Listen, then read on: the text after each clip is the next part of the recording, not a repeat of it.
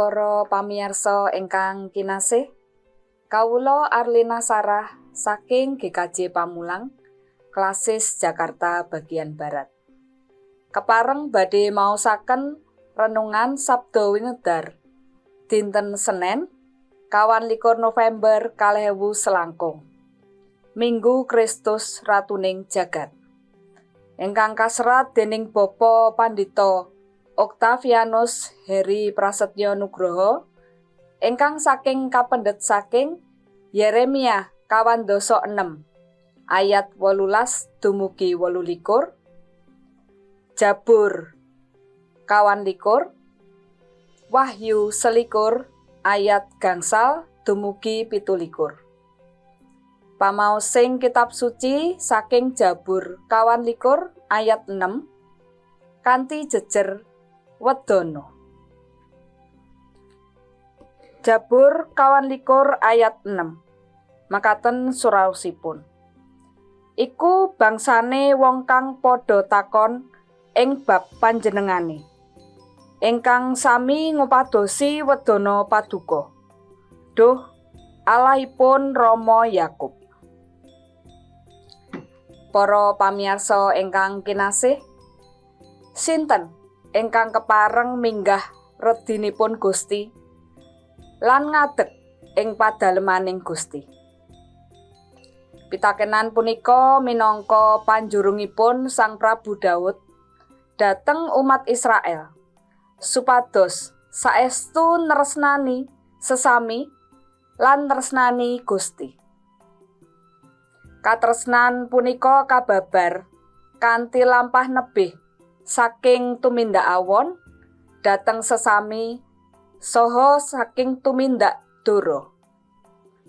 Kanthi mekaten umatipun Gusti kasagedna mujudaken pakaryan ingkang sae saha manah ingkang tulus suci.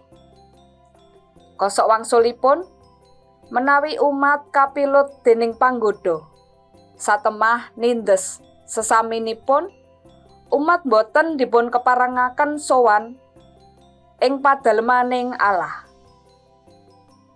Wondene katresnan dumateng Gusti kawujudaken kanthi ngudi supados tansah nggadhahi sesambetan ingkang raket kalian Gusti.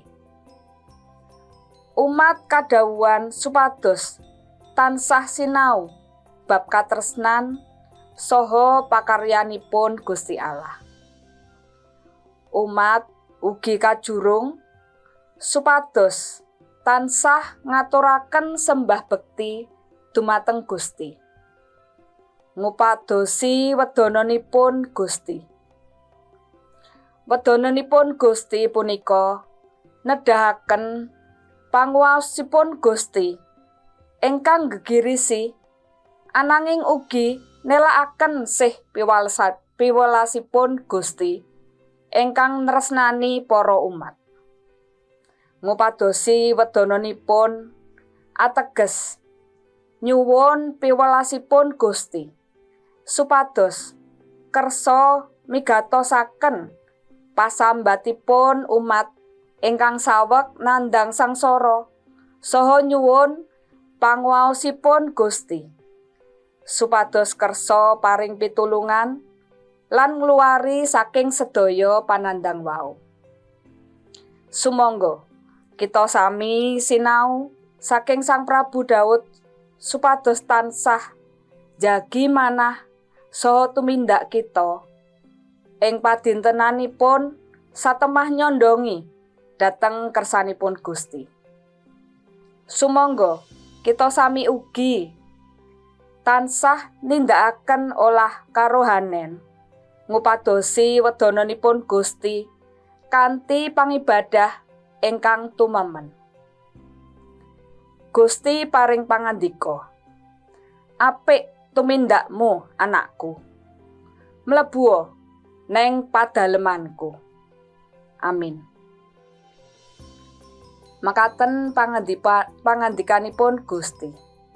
Sumangga kita ndedonga. Kawula nyuwun sih katresnan Paduka, Duh Gusti.